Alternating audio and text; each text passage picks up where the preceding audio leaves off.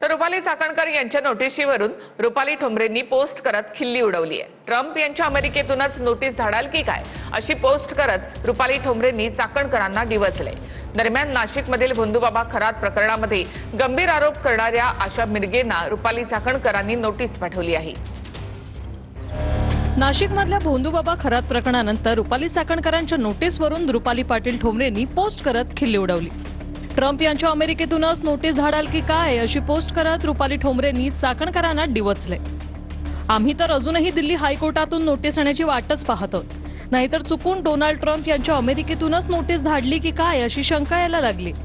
संवैधानिक पदावर बसून कायद्याचं आणि न्यायव्यवस्थे इतकं अज्ञान दाखवणं हे त्या पदाचं दुर्दैव म्हणावं लागेल। महाराष्ट्राच्या जनतेनं सर्व काही पाहिले।